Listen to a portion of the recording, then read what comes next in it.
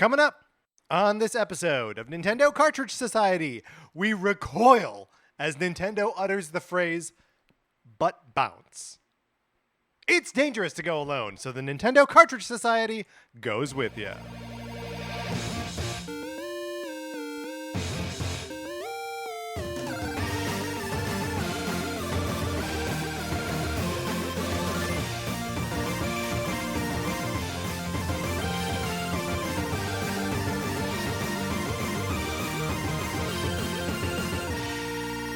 Welcome to Nintendo Cartridge Society. My name is Patrick Ellers, and I am joined, as I am always joined, by my co-host, Mark Mitchell. Mark, how's it going? It's going great. How are you, Patrick? I am doing well.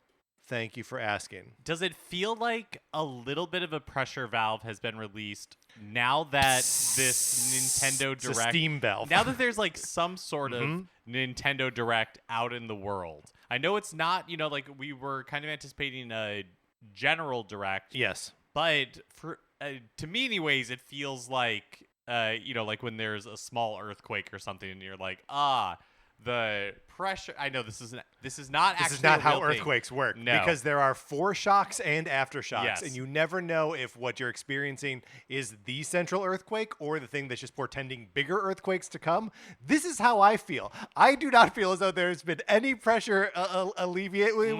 Nothing has been made better. I feel like there is just as much pressure. I like the Direct. We're going to talk about the Direct, but I feel like there's still pressure in the system. So my false science does not reassure you. Interesting. Yeah, that's right. Your false science does. If anything, it doesn't actually make me more nervous or more anxious about it. I feel like I am the same level of anticipating some kind of either Direct or a series of announcements, a trailer shadow drop for something big. I feel like it's still pressing against my skull. It's in there, Mark. Well, for your peace of mind, I wish for you some of the peace that I am feeling after this Nintendo Direct Mini Partner Showcase. What is the procedure called where they drill a hole in your skull to release pressure from blood in there? Oh, I don't know. It's like tinabul. I'm gonna look it up. Yeah, please do, because we've already had enough false science on the show. That's right. For one day. But in the meantime, the Sonic Forces borrowing program. Would you like to participate in it? You certainly can. All you gotta do is email us at Nintendo Cartridge Society at gmail.com, and you'll be added to a list. Once you are on this list, I can mail you my copy of Sonic Forces. You play it for as long as you want. There may be a copy of Untitled Goose Game in there. That's fine. Either way, you play the game or don't, and then send it back. I pay for postage both ways. It's the perfect borrowing program.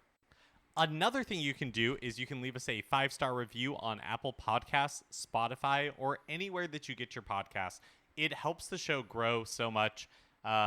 People find our show by positive reviews, affect our ranking in search results on podcast stores. So that helps people find the show. It helps the society grow. But also, Patrick and I just really like reading your reviews of the show. It means so much to us. Any interaction we have with listeners is amazing. And so we really appreciate it when you leave us reviews. Following up on both what you just said and what I just said, Chris wrote into us and said, "Hello, fellas. Just following up on this. He had previously sent in his address to be on as part of the Sonic Forces borrowing program. Said, just wanted to make sure my name is still on the list because I'm still interested. Chris, your name is still on the list. Also, I've given a 5-star review on Spotify, and I know you guys aren't able to see that. Keep up the good work."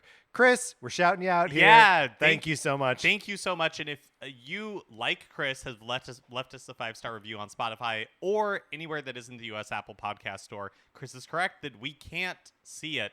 And so if you let us know, send us an email, hit us up on Twitter, we will give you a shout out because, again, we appreciate it so much. So I don't have the name of the procedure, but the holes themselves are called burr holes, B-U-R-R. Burr holes are small holes that a neurosurgeon makes in the skull. Burr holes are used to help relieve pressure on the brain when fluid such as blood builds up and starts to compress brain tissue. I really feel like I've learned something. That's from hopkinsmedicine.org. So that's like a real website. .org, yeah, it's for real. They're not trying to get your money. They're not fishing for those clicks. It's not a .edu though. I feel like it could be one step more reliable. Speaking of things that are or are not reliable, you should join our Discord. There are a bunch of people in there talking about Nintendo stuff. It's a super fun time. Get in there. You do need an invitation. It is invite only. So email us, hit us up on Twitter. We will happily let you in so you can talk Nintendo with a bunch of cool, chill geeks that are happy to talk about Nintendo stuff. Mark, we got an email from Libby, and this is in response to our conversation about missing Nintendo sports. Libby writes, "Hello, gentlemen. I'm a relatively new listener. One of you guested on a podcast recently. Sorry, I can't remember which one. I have a terrible memory, which inspired me to start listening. I never email into shows, but one, I wanted to say how much I enjoy your show, and you're both so enthusiastic and fun and knowledgeable. Thank you, Libby. Thank you. That's very kind. Two, to tell you my sports suggestion. So this is, we were talking Mario sports. Libby's got a suggestion. Mario wrestling. As far as I know, there is not a Mario wrestling game. I don't even watch wrestling or know anything about it other than the bare basics, but it all makes so much sense. Also, while Googling to confirm that there isn't one, I came across the canceled volleyball game. Anyway, have a great day to you both." Yeah, canceled volleyball game. Very interesting. Weird. I don't know about this. There just was one. But let's talk Mario wrestling. This is such a good idea, Libby. And I assume we're talking like Mario Pro Wrestling, Yeah, right? that's exactly. That's what I'm imagining in my mind. And in the sports episode, a lot of times I was like, "Hey, we should do this thing because they'll look really goofy when they're doing their special moves or when they're being like slammed into the ground." Right, and you were experiencing a bloodlust during that episode, wrestling, Mark. pro wrestling checks all of these boxes. I would love to see like Daisy suplexing Bowser, and like Bowser's being just like smashed into the mat. Yeah. His facial expressions as he's gasping for air. Here's what I would need it to not be, though. It needs to not be the like early 2000s like gore fest style of like pro wrestling. Yes. Like no one's taking a stapler gun to the forehead. No, right? no, we're just hitting each other with chairs. We're just hitting each other with chairs. We're doing like things from the top rope. Like that's all I want. Also, I'm just imagining like the Mario characters walking into the arena, with like their music and the light package and everything. Oh, it'd be so good. Also, and look, I barely understand pro wrestling either, but I feel like, and I hope this analogy holds up, I feel like Wario is the Vince McMahon of this wrestling universe. Does that make sense? I feel like you and I probably have similar levels of understanding of pro wrestling. And yes, it makes total sense. There we to go. Me. Yes. Good. Libby, thank you so much for your suggestion.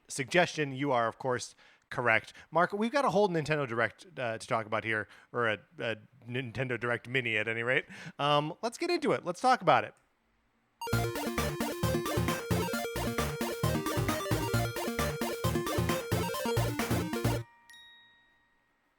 Tuesday, I was going to say January. That's not right. Tuesday, June 28th at 6 a.m., Nintendo airs a Nintendo Direct Mini Partner Showcase with a bunch of... we never really know what to expect from one of these things, right? Yeah, I mean, I was surprised that they brought back the Partner Showcase branding, just because it felt like such a 2020 kind of like panic move, for lack of a better term. And I think there were 3 of them in 2020, and one of them, the one that actually announced Monster Hunter Rise, I think was well received. But otherwise, there was certainly one of them that was like 7 minutes long, had like a WWE game. Again, we don't know anything about wrestling, and like 3 other games in it. It was like it was a dire presentation. Yeah. But this is not that, right? Like this seems to be a pretty full-throated like support of third-party developers on the system. So,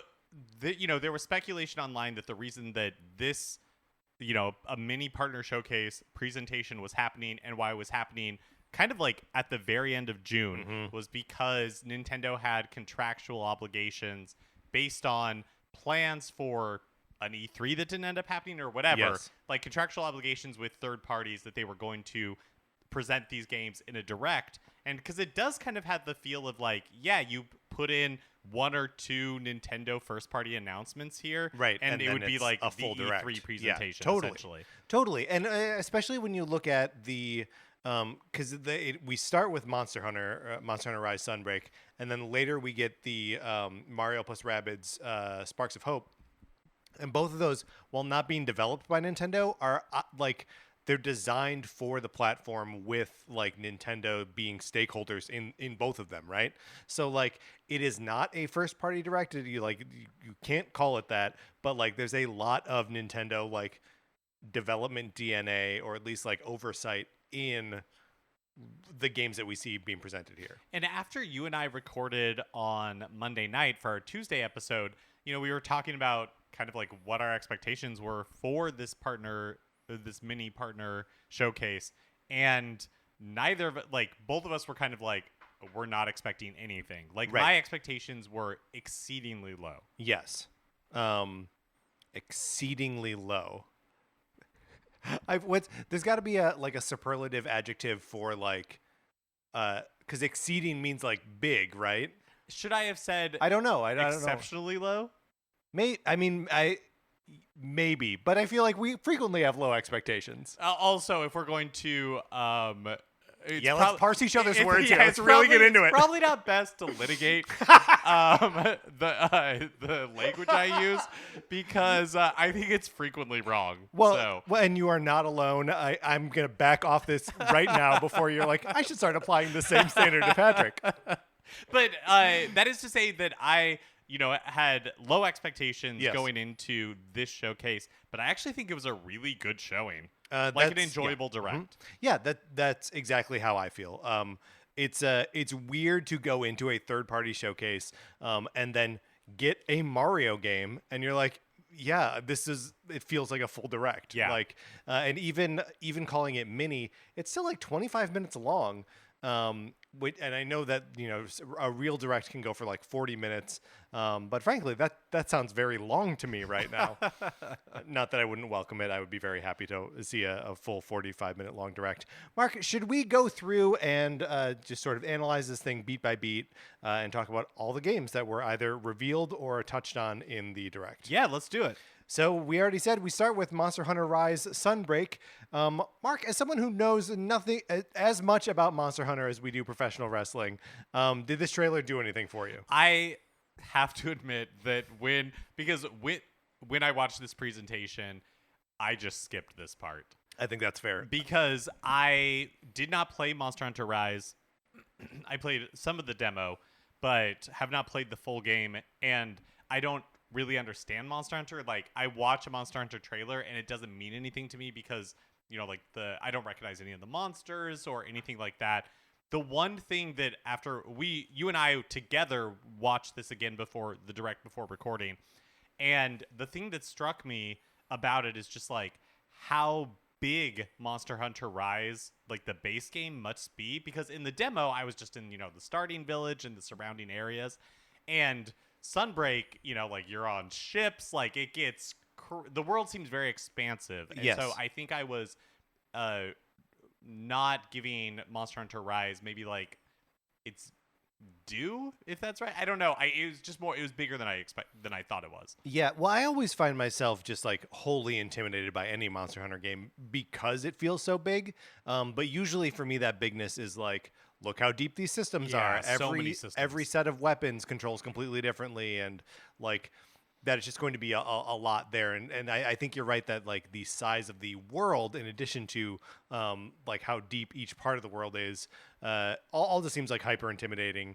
And we're not Monster Hunter guys, so I guess we don't really have too much to say here about Sunbreak, other than of course that the game is available today. There is a demo available. Obviously, you need to have access to Monster Hunter Rise in order to then access the demo. Do you? That part was not clear to me. I don't know. I mean, it does say multiple times through the trailer that Monster Hunter Rise is required to access Monster Hunter Rise Sunbreak. Right. I just wasn't sure if the demo was like a discrete thing. But I have no way of knowing. What a great question. Yeah. I mean, I guess I do have a way of knowing. There's no way to know. But I have chosen not to. We choose not to know. Yeah. So it's let's see, professional wrestling, Right. the name of the procedure that you use burr holes in, and whether the Monster Hunter Rise Sunbreak demo can be played independently of Monster Hunter Rise. There was another one too. There was was, but another I've already thing, and I can't forgotten it. remember it. Pete and I talked about it when he was on, and I can't remember I can't remember it. We'll get there. I'll remember it as we go. It seems like, or not, it seems like there are going to be free updates to Monster Hunter Rise Sunbreak. So the expansion itself gets further expanded. There's a seething basil juice update in August. Name. It's a pretty good name. Makes me think of Beetlejuice. And then there are 3 more updates, one in the fall, another in winter, and then a 4th in 2023. So, obviously they are still like supporting the heck out of this thing. Yeah, you had to pay for for Sunbreak, but then that itself gets free DLC on top of that. Mark, you pointed out how funny it is to like, we get what it means when they say free updates, but like you had to buy the thing that updates the game already. So anyway, if you're into Monster Hunter Rise, you've got a ton more of it headed your way imminently. Next up was Nier Automata, the end of Yorha edition, is releasing October 6th. So this is bringing Nier Automata, a game that is highly regarded, has been available on other platforms for multiple years now, coming to Switch, coming natively. This was kind of rumored. Yes. Or, like in maybe the day beforehand, word came out that this game was possibly coming to Switch, but nobody was sure if it was going to be a cloud edition, because after Kingdom Hearts, right, those 3 games being cloud editions, nobody was really sure what to expect for this. But it's a fully native release of the game on Switch with all additional content included, and some new costumes as well that are like exclusive to the Switch edition that comes out on October 6th. Mark, let's have the conversation. Automata is how they said it in the direct. I've always heard it as Automata. That was my assumption, just because they were like robots or something. Because it's like automaton. But I choose to believe the pronunciation in the direct. Wow. Because I think they're obligated to get it correct. I don't know about that. Does Nier Automata do anything for you? So, I mean, I've just heard such good things about it that I am interested, but there are so many JRPGs coming to the Switch in the future. Yeah, but this is like an action that I'm, RPG. Interested in. This is different. Yeah, so I put it in the column of yes, I am interested, but I genuinely don't know if I'll ever get to it, just because there are so many other games and just not enough time. The improv special, yes, but. Next up was Lorelei and the Laser Eyes, which is coming out sometime in 2023. This is the same developer as Sayonara Wild Hearts, and seems to be similarly like trippy and sort of like I can't really put my finger on what this game is. Yeah, like what the gameplay of this is seems totally unknown. Sayonara Wild Hearts was a rhythm game, and this does not seem to be that, but this is checking so many of my boxes. Yeah. Like murder mystery, weird character designs, interesting world. Sort of cool looks like art a style. a Suda 51 style Totally game. looks like Killer 7. But like it also like slides back into sort of like a low polygon, high pixel like. It seems like it is playing with, because there also is like a time travel component too, that it is like accessing different art styles to be evocative of the time periods that it's taking place in. So like this seems like a cool game. It will surprise nobody that it's being published by Annapurna Games. That's right. But yeah, I'm very excited to learn more about this. It looks really interesting, really cool. Yeah, we will be keeping our laser eyes on this one. So up next was an announcement that I completely forgot was in this direct until we watched it again before recording, and that's Super Bomberman R2 coming next year. Now, Mark, you may have forgotten about it, but seeing a Bomberman in a Nintendo Direct tripped some alarms for me, because Bomberman, not a series that I think about ever, except anytime Nintendo launches new hardware. I mean, you know that original Super Bomberman was an early Switch title. A Switch launch game. This is always true. Go back, consult your Nintendo Bibles. Bomberman is there at every single verse 1, chapter 1. This is the only way to sell a Bomberman game is when there's nothing else on the platform, right? Apologies to Bomberman fans, but So- you know it's true. So what you're saying is Yes. that this has you rethinking your 2025 stance for Yes. a Switch follow-up hardware. I think it is possible that there is going to be new hardware that comes out in 2023, and Super Bomberman R is targeted to be a like Switch 2 launch title. That would be so funny if Super Bomberman, or like you're saying, a Bomberman game like being announced portends, a I think it does, new Nintendo and hardware. also like sort of explains a little bit, or at least like gives some context to the like, why didn't we have a full Nintendo Direct? And it's like, well, because they're not ready to show anything because it's all coming out on the new hardware. This is obviously some galaxy brained stuff that I don't wholly believe, but like the existence of a new Bomberman game that is being featured in a Nintendo Direct is highly suspicious. Okay, so And why announce a Bomberman game more than a year out? That is weird. No, that is weird. It's at least 6 months before this game comes out. It's disturbing that they're announcing doesn't this make so far in sense. advance. So I there's still a lot more Direct for us to cover. So I Yes. don't want to spend too much time on this. But I do think it's like, could you just imagine if 2023 is like a 2017 where, like there's all of Right, these Breath of the Wild 2, the Donkey Kong thing, a new Mario Right, game. right. The only thing that makes me Metroid Prime 4. And yeah, no, exactly. And okay, so I was going to say that the only thing that makes me a little bit hesitant is that Splatoon 3 is coming out in September. But Right.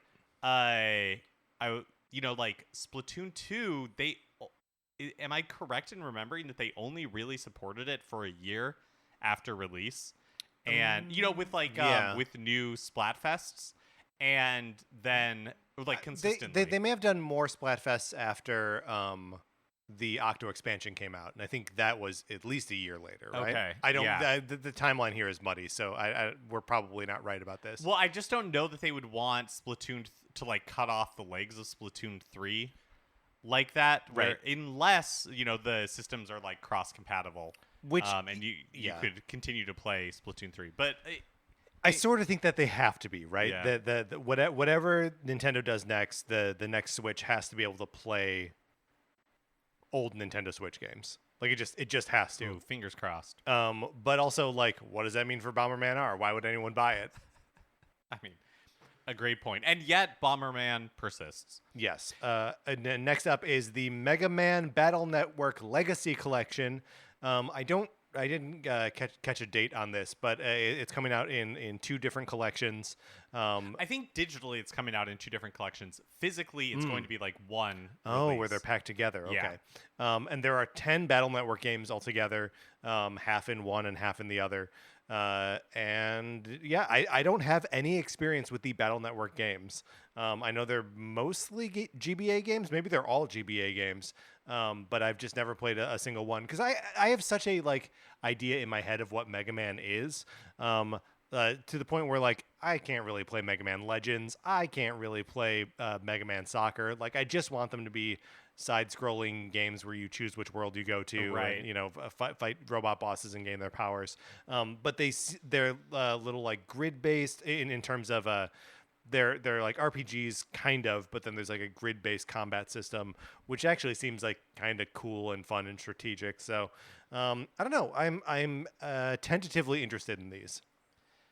With any of these collections in general, and this has been true for the Castlevania collection, like Castlevania Advance collection. Yeah. It reminds me a lot of when I discovered like a new music artist that I like a lot who has a large back catalog. And so you add everything to your library, and then it's almost like overwhelming, like Yes. where to begin, because what are the good pieces? I honestly, I just recently rolled credits on Dragon Quest XI as Echoes of Elusive Age Definitive Edition for the Nintendo Switch, and I still have the Castlevania Advanced Collection that I haven't touched yet. And I think I'm actually going to experience it the way that we did the original Castlevania collection because where we, for the episode where we talked about it, we just played each game for like 30-ish minutes. Yeah. And that was Minimum. Some we played more. yeah, that's right. But that was like such an amazing way to kind of like sample everything. Yeah. And I think it's the way that I'm going to try to do the advanced collection. I don't know that it'll actually work because I'd say kick it up to an hour. Because there are different types Yeah. of games, where you probably have to get further into it to like really understand it. But anyways, that with the Mega Man Battle Network Legacy Collection, seems like a similar thing where if you're new to the series, it almost feels like overwhelming to have a collection like this. Yeah, totally. I do think it's neat that they have now really cemented the branding of like Mega Man something Legacy Collection. That is, they did that with the Zero games, with the X games, with the original series, and now with Battle Network. It makes me wonder what else they can slap Legacy Collection on and repackage and resell. It is cool that they like keep doing this, right? Like, especially when like that's sort of what we want from like Nintendo, right? Yeah. Like, let us buy some of these classic games, and like, sure, if you have to bundle a bunch of them together, and there's like 2 in there I don't actually want, but like, that's it. An NES Legacy Collection, like that would be great. That would be a good thing to a good product to sell. Yeah, I completely agree.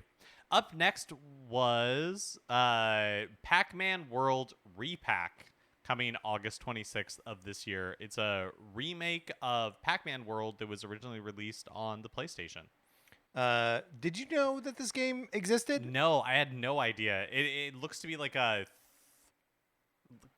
I was going to say 3D platformer, but that's not right. Kind of like a mix between like a Crash Bandicoot style, like perspective platformer. That's sort of like with some 3/4. side-scrolling. Yeah.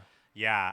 So this is notable to me only because like I had a physical reaction when the announcer of the Nintendo Direct, had to say the term butt bounce.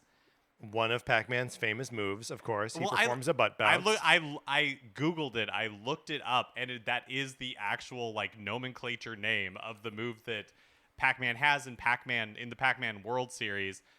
Which, Patrick, you brought up a great point. It makes us ponder: does Pac-Man have a butt?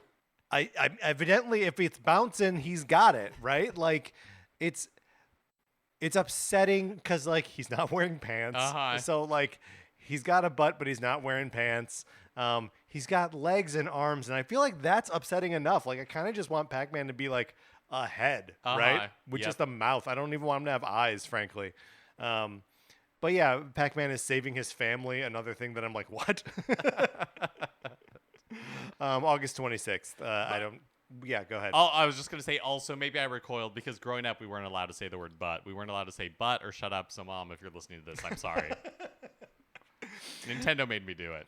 Next up is a game called Blanc, a black and white co-op adventure, sort of maybe platformer, maybe just like puzzle platformer type thing, where you play as a fawn and a baby fox, and you are on sweet little adventures together. You have different moves that you're capable of. You have different physical characteristics, and it looks like a quiet, meditative, very cute experience. Yeah. I'm very excited for this. They game. call out that it's textless and that it has online and in-person like couch co-op.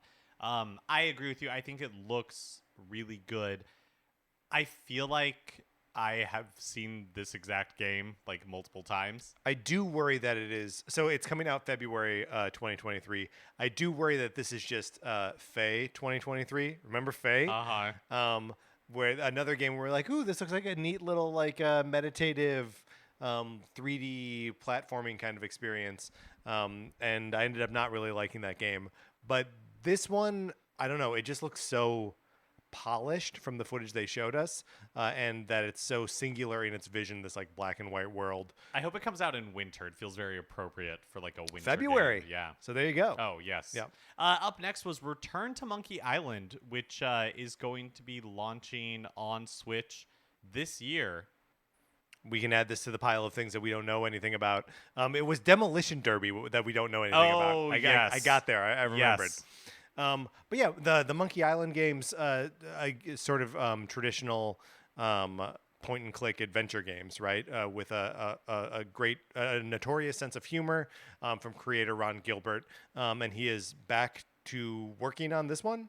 Is my understanding at the moment. What did you think of the trailer here, Mark? Yeah, I've never played any of the Monkey Island games. I played Thimbleweed Park, the kind of like retro revival point and click adventure game that Ron Gilbert created and was released on Switch. I actually think in 2017. And liked that a lot. One thing I thought was really cool about this is that it has such a unique art style that it's not kind of like a retro revival type thing. It feels very adventurous, for lack of a better term, with its art style, and I think that's cool. Yeah, and that it's not doing like sort of video game standard, and it's not like kind of cell animation. Like it's sort of something like unique and like singular. So it'll be cool to get impressions of that when it comes out later this year. Next up is, of course, Mario plus Rabbids Sparks of Hope. Mark, we are jumping ahead now in time to the next day, Wednesday morning, when Ubisoft did their own presentation just about Mario plus Rabbids Sparks of Hope. A lot of the information between the trailer in the direct showcase and in Ubisoft's thing are fairly redundant. But let's talk about it. The game comes out October 20th. So filling kind of like a big hole in Nintendo's end of year calendar. There was no October game, but now we know at least Mario plus Rabbids Sparks of Hope will be releasing then. Right, to just sort of fill time for Pokemon to get here in November. So the Ubisoft presentation is introduced and kind of hosted throughout by Davide Soliani, who is the director and main guy on both Mario plus Rabbids games. The premise of the game is Cursa has corrupted the world and made all of stolen Bowser's army from him and making it do bad things. The titular sparks are the merging of Lumas and Rabbids, sorry. And they have the sort of in-game functionality that we kind of were able to see in the earlier trailers, where they have elemental properties, and so each character, as you go into battle, has a spark that adds some sort of bonus or has some sort of elemental effect. Yeah, I'm curious to see how much the Super Mario Galaxy games inform this entry in the Mario plus Rabbids series, because you have Rabbid Rosalina, you have these sparks, which are, as you mentioned, Lumas crossed with Rabbids. You have Starbits that you see being collected in the trailers. Yeah. And you don't see coins this time. Right. I think you just see Starbits. And so, I'm curious what else from the Galaxy series. Well, and also that the characters arrive on a spaceship, and they make a point to really underline that you are exploring the worlds as you want to. The original Mario plus Rabbids was a fairly linear kind of thing when you went into a new world. That there were tiny little deviations off the main path, but mostly it was a straight line. And it seems like maybe that's not the case here. At least that's what they're implying, is that there's more freedom of movement, which seems to be kind of like a theme throughout the entire of both presentations, because they take great pains in the partner showcase to talk about the movement in the game in combat. Right. That in the battles you are not confined to a grid system. That they say you're allowed to move freely in real time. It's not really real time because your opponents and all the other characters are paused while you're running around, but you are running around, which certainly will feel more active than moving into the right squares. Yeah, in the initial presentation, I was like, whoa, that's a big change from how the original game works, because the original game, everything is shown as a grid, and your character, when you move them, just moves on that grid. But watching it again, I don't think it's that different. It isn't that different. Really, they're just removing those squares, right? And so you have removing the squares, and instead of drawing your path and then pushing a button and watching them do it, you just do the path and they walk it. Yeah, but those slide takedown moves and everything, all of that was in the first game, and there's a limited number of those. And I'm imagining that will be the case here. So I think I like that they're kind of like removing that grid structure. I think it makes it more welcoming. Like it seems less. It has the potential to seem less like less like a turn-based. yeah, like strategy game. Which is something that Davide Soliani mentions, is that like they tried to make it even though it still has the sort of turn-based strategic elements, that like it feels more action-packed. Like I think they're just taking away some of the points of like slowdown between turns. We got to look at the new allies. In fact, they rounded out the entire rest of the party, so no more surprises here, guys. Sorry. Bowser. Edge is the name of this new Rabbid character, which we saw in the initial reveal trailer. Right. You know, looking like a JRPG kind of like cloud type yes. hero. Yes. So Edge seems awesome. Edge seems awesome, and Rabbid Rosalina. So not. We got a name for Edge, which is cool. Rabbid Rosalina we had seen before. We're still in love with her, of course. And then Bowser. Bowser got to be a playable character in a Mario RPG eventually, right? He's just gotta. Those are the rules. Those are the rules. What else do we need to sort of touch on here? I don't know. Yeah. As it was great to get a release date for it. It was great to have another trailer for it and kind of get some of these details. But at this point, it doesn't feel like there's a ton new to this. Right. Or like not a lot new to like reveal. Right. It's very much a sequel to the other game. Some things are refined, but like the core gameplay is still there, right? Grant Kirkhope is returning to do music along with two other composers.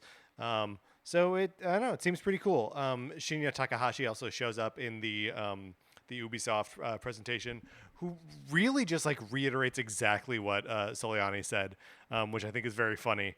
But it's just nice to have that like Nintendo, like we were involved with this. This feels another kind of like leftover from an E3 that didn't happen. Totally. Because when the original Mario plus Rabbids Kingdom Battle was revealed, it was the same sort of thing where, like Miyamoto was at the presentation for Ubisoft. Right. But then they also talked about it in the Direct. So it all just kind of feels like, hey, this was all planned for an E3 that didn't happen. Yeah, and that's totally my read on it too. All right, Mark, are you ready to hop back to the partner showcase? Yes. Next up was a game called Little Noah: Scion of Paradise, which is some sort of like side-scrolling resource collecting thing. There are little people that you're collecting or helping that are called Lilliputites, and it's at this point that my mind is exploding with the number of like allusions at this game. Like the character's name is Noah, and they call her Scion of Paradise, and it's like, okay, all right, like we're very biblical, very very Jewish here, and then Lilliputites. That's Gulliver's Travels. They should be called Lilliputians, but whatever. I don't know what's happening with this game. It seems like a mess. It's out now. It was just it's in a genre and just like a confluence of things that my eyes kind of like. This was a moment where I tuned out a little bit. Up next was RAILGRADE, which is coming this fall. It seems like a dense train simulator that's all about getting cargo from one area to another and doing it like efficiently. This is a genre, that doesn't speak to me, but that I am tickled when anything like this is announced because it just seems so specific. Yes. Train enthusiasts, Mark, may enjoy it. It is out this fall. Next up is RPG Time: The Legend of Wright, which has sort of like it's out on August 18th. It has a hand-drawn style, and it's in like the notebook of the main character Kenta. And I don't know, it seems like a neat like sort of exploration of like what RPGs are or can be. It has a lot of fun with you're able to like erase and redraw stuff. So like if you can't get from one area to the other, you erase the wall between them or whatever. And that every time you turn the page, it's like a different gameplay style or some different like hook to it. Sounds ambitious. I don't know. I'll be interested to see how well it executes on that vision. Up next was Sonic Frontiers, which is releasing this holiday. I have to admit, I have not been following the Sonic Frontiers like rollout, and so I have no idea if there was new content in here or if it was just reiterating. So there was new content in here. This is the first time they revealed the cyberspace zones, which are sort of the the Mario Sunshine without the flood areas. Yeah, it's like the more traditional Right. Sonic 3D action part of the game. And the reason I know that this was new is that the people who had played the game at like Summer Games Fest, like that sort of like preview week, they had access to these, but were under embargo not to talk about the cyberspace zones. And they didn't have like a time that was up, like they would hear about it later, and the Nintendo Direct like premiered it, and people were like, oh no. That's really funny. I was tickled a little bit when the voiceover called it's not an open world game, or not open, like open zone. It's open zone. Yeah. I like that a lot. Yeah, I mean, stick to the branding, Next up is Disney Dreamlight Valley, the obligatory Disney game. Obligatory Disney game that I gotta say looks kind of cute. It looks fun. I just want Remy to be happy with something that I cook. Yeah, and it's like a town simulation sort of game where you're like, it also seems kind of Kingdom Heartsy in that like you're visiting the different worlds that the Disney and Pixar characters live in, and just doing the stuff that they do with them. So, like you say, cooking with Remy, you're fishing with Olaf. Yeah, it seems kind of like Animal Crossing-y. Yeah. There's like a framing device about worlds that are corrupted, or they're losing their memories or whatever. But like, the trailer shows. Was that just the premise of Once Upon a Time, that like ABC show?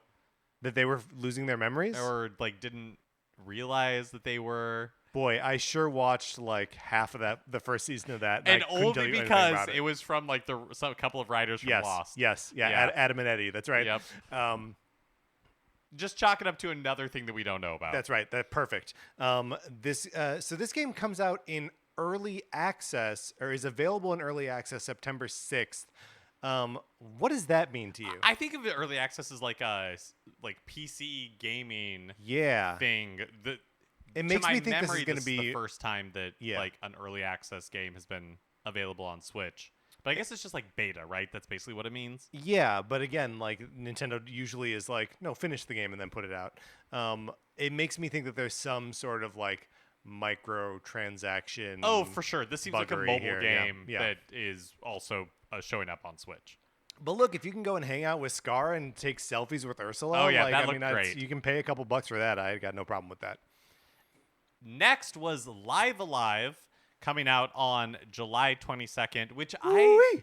I did not remember that it was releasing so close to Xenoblade Chronicles 3, just like a week later. Yeah, it's pretty nuts. The big news here is that a demo is available now that contains the start of 3 chapters, and your progress will carry over to the main game.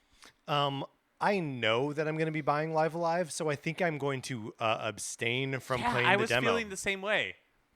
And not just because I just finished the demo for Fire Emblem Warriors 3 Hopes, and now I'm like, I need to buy this game. I'm enjoying it so much. I sort of hate that I love it as much as I do. But I think that's the next game for me. And then when Live Live comes out, that'll be the next one that I dive into. I had also forgotten that it's not just like a re-release of the game. It's a remake in the HD 2D style. Yes. I forgot that. Oh, Mark, how dare you? I know. Shame on me. Well, and they're not calling it like Live Alive HD 2D remake. They're just calling it Live Alive. Yeah. So I guess, Mark, you're forgiven. No. Don't let me off the hook that easy. Next up is Doraemon, Story of Seasons, Friends of the Great Kingdom, which is coming out sometime this year. This is a farming game, a Story of Seasons series. Game. Yes. Mm-hmm. Do you have anything to say about it? Nope. There's another farming game that's coming up a little bit later with a drastically different art style, but seemingly the exact same plant watering mechanic. Yeah. We have a grid of 3x3 and just bring your watering can out. Another game that I don't really have much to say about is Minecraft Legends, releasing next year. It's a Minecraft spin-off that was initially revealed at Microsoft's showcase earlier in June.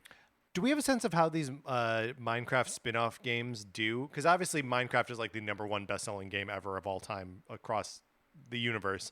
But like Minecraft Story Mode, Minecraft Dungeons, and now Minecraft Legends, do these games also sell well just by having the name on them? I imagine that because the pool is so big that even if they attract a fraction of the general Minecraft audience, that it is still successful. Yeah.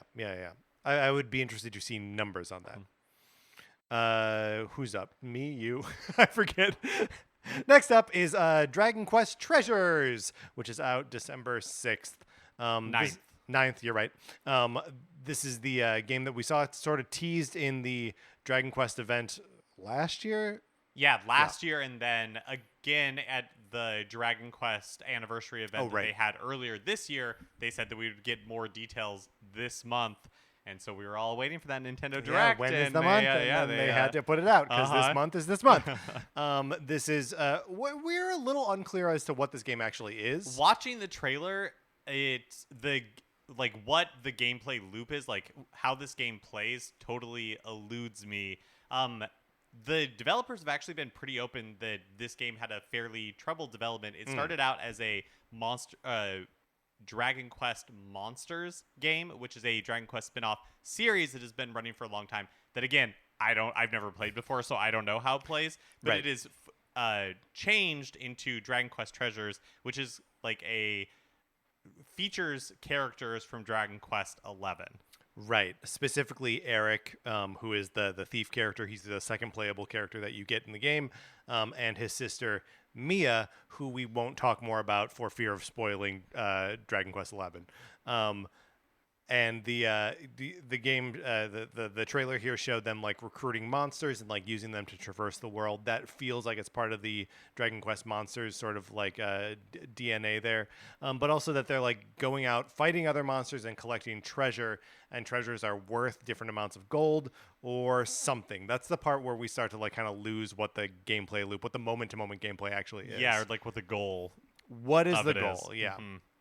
But something to keep an eye on, like those characters. I'll almost feel obligated to eventually buy this game just because I want all Dragon Quest things to make it outside of Japan. That's right. Up next was Sizzle Reel time. So that was not a steam release valve. That was a sizzling. What are those things where it's like a pan and they bring your fajitas out in it? Oh, sure. It is a. We're gonna get there. We're gonna get there. Cast iron skillet. Yes, there we go. We did it. Fire Emblem Warriors 3 Houses gets a shout out. They want Three Hopes, of course. Three Hopes, yes. They want you to buy this game. And I'm going to. It's like message received. I got it. No Man's Sky was teased. This is another game that I believe is coming out in October. Kind of curious to pick this up. I know it's been available on other platforms for ages at this point. A Plague Tale Requiem, the rare at this point cloud version. Mm-hmm. And then Captain Velvet Meteor, the Jump Plus Dimensions. Inscrutable. Inscrutable based on this trailer. And then at the very end, there is this black and white hack-and-drawn image of like a small child hugging a sad-looking dog that is seemingly apropos of nothing. Or is part of Captain Velvet Meteor, the Jump Plus Dimensions. Because it's certainly not part of Portal Companion Collection. Which is sort of how the sizzle reel stops. Like, we get pulled out of the sizzle reel with the Portal Companion Collection, which is available right now, which includes essentially 3 of the best games ever made: Portal, Portal 2, and Portal 2 Co-op. Mark, have you ever played Portal 2's co-op? I've never played any Portal game, which feels like a huge... I know it seems... you can't see it, listeners, but Patrick is like physically cringing. He is rocking back and forth in both disgust and laughing. I'm because how could it be possible? I'm inconsolable. Yeah, it's embarrassing to admit. But yeah, I've never played... I even owned the Orange Box collection on PlayStation 3 where like Half-Life 2 was basically unplayable, but didn't play Portal then. It does feel like it seems like something I would really like, especially in co-op. Yeah, well, the original Portable is imminently digestible. It's like a 2 to 3 hour experience.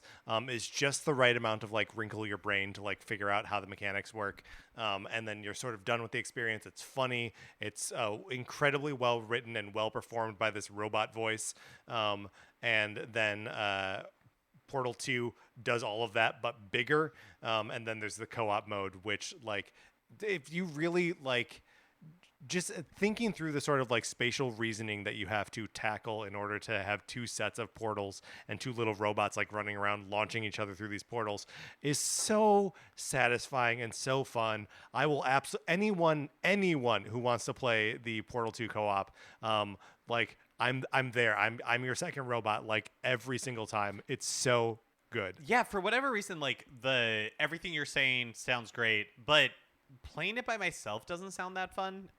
But I think I want to buy it just so you and I can play. Yeah, great call. The Portal 2 co-op, because I'm guessing it's like an afternoon experience. Like you can do it in Maybe 2 afternoons. Yeah, but that sounds perfect. Like Yeah. I'm imagining snipper clips, but in 3D. kinda. Yeah. Yeah, I mean and that's just, the general that just sounds vibe. like Yeah. so much fun. Well, I'm just imagining you standing. This is my snipper clips experience.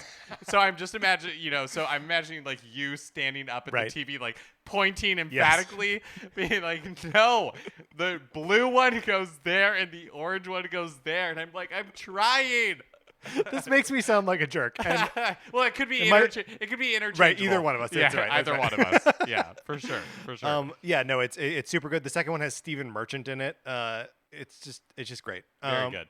And then that is followed up by Harvestella. This is the other sort of farming game that is on the direct here, coming out November 4th. This is a Square Enix game, which I always feel like the various farming sim games are Square Enix games, but they never are. No, and this one really reminds me of the Rune Factory series. Like Yes. this is kind of like Square Enix. It feels like elbowing in on that territory Right. a little bit. It's got a little bit of like a darker art vibe to it. Totally. Especially when compared to the Story of Seasons game that we saw earlier. But again, the exact same watering mechanic. I like that they mentioned the seasons. They say the seasons gently flow from one into the next. But you want to avoid the season of death. Quietus, which is also the name of the drug in Children of Men that they take to kill themselves. Do you remember this? I do. In Children of Men. Yeah, I don't know. This is a farming game that's coming out on November 4th. Yeah, it's like a farming game with dungeon crawling / like RPG combat totally, mechanics. totally. So again, like very Rune Factory-esque. I am excited to see that this exists, partly because I am glad that Square Enix continues to take these weird swings, and it seems to be like this. They did this a lot on like the DS and the Nintendo 3DS, where they had their big budget, like Final Fantasy 13, Right. Like felt like high stakes, and then they had the portable outlets where they were able to still do their kind of like weirder stuff, like all of that.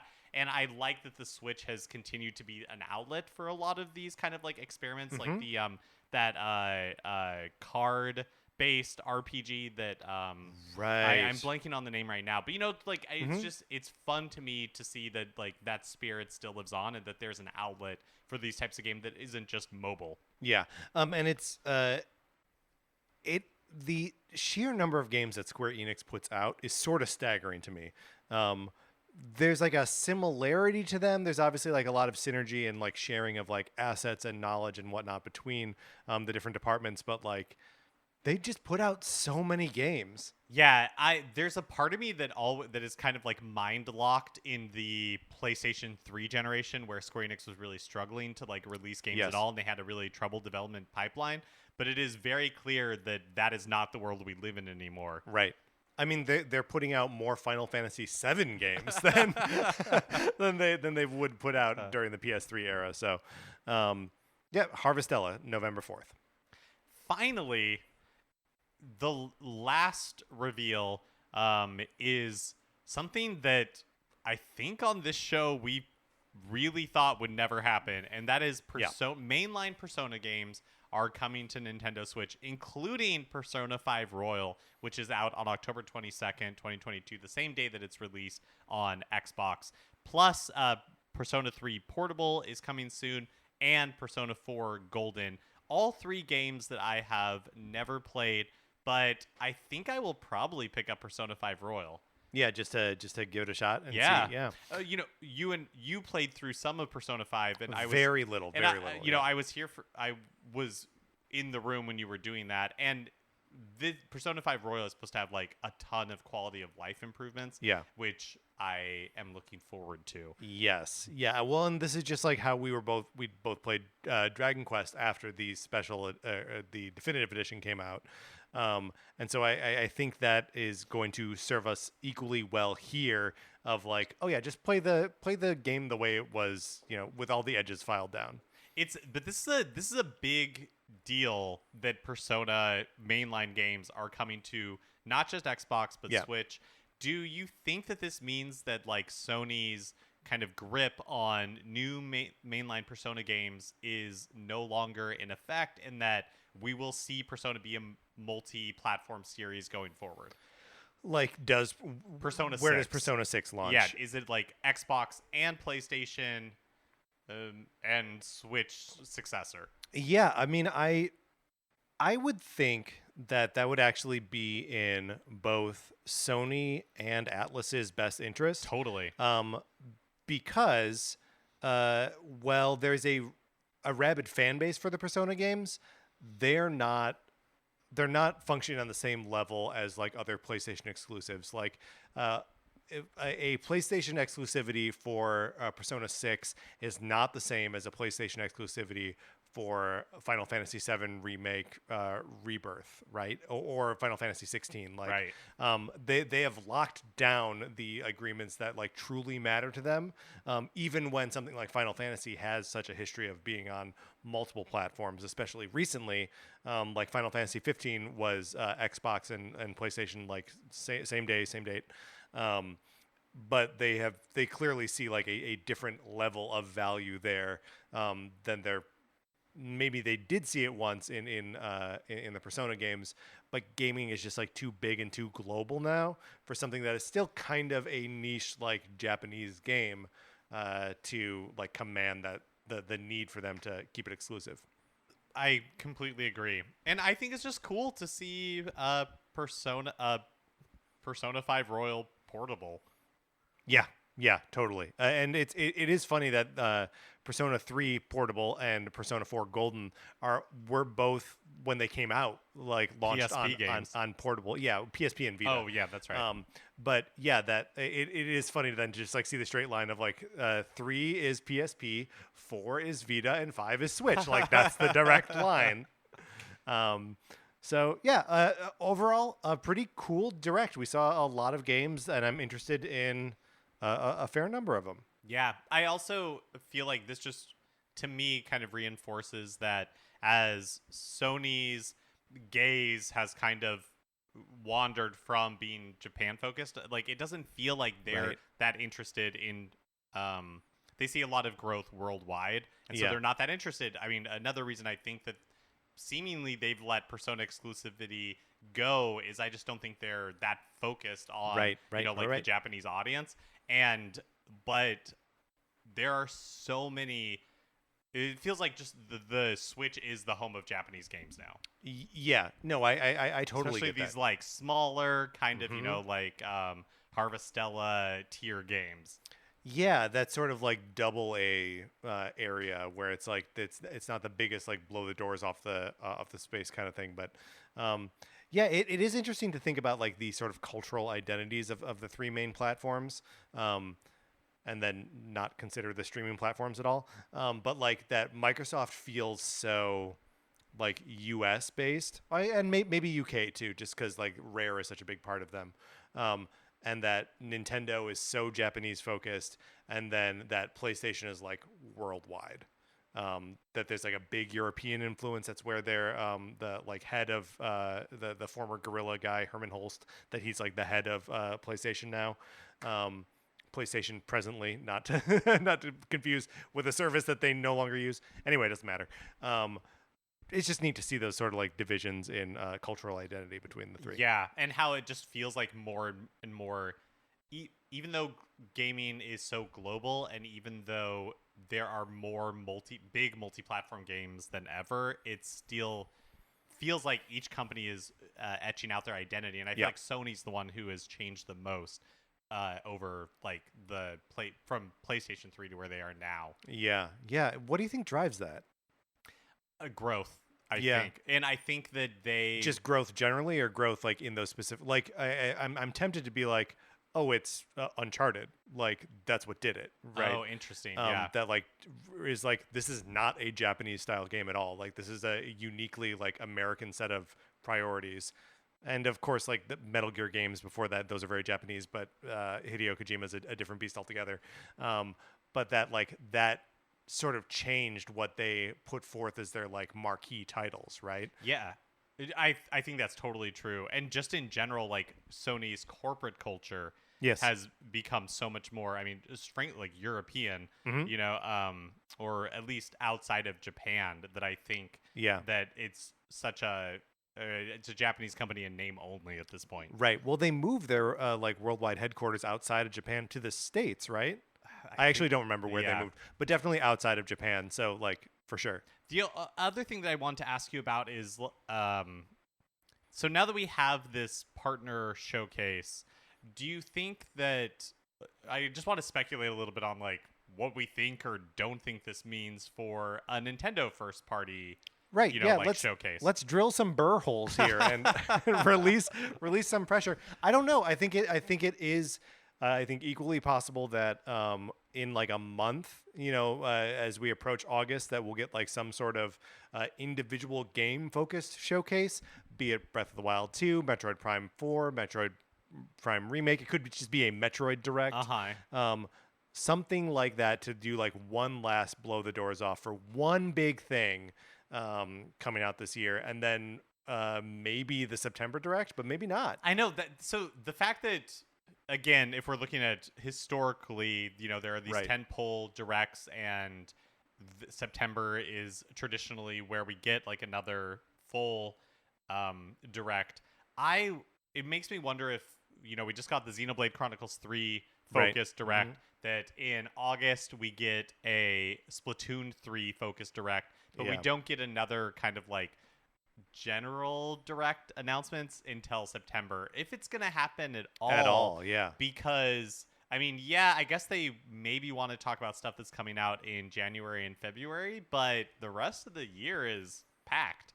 I mean, I don't know, the presence of Super Bomberman R2 in this.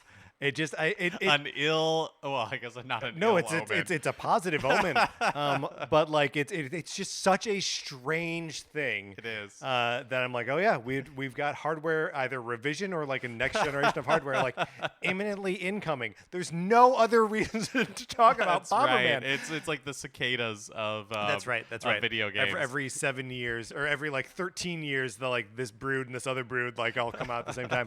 But like, you know, truly that also like explains, or at least offers an explanation for why there isn't Nintendo first party stuff to show. It's that they can't show it running on current hardware because it doesn't. Right. And they have not yet announced the new hardware. Yeah. And again, that's all like conspiracy theory. I don't even think I believe it. But Bomberman. Yeah. A rogue Bomberman appears. That's right. And we don't know what to do with it. All right, Mark, we have analyzed this thing into the ground. Let's close this out.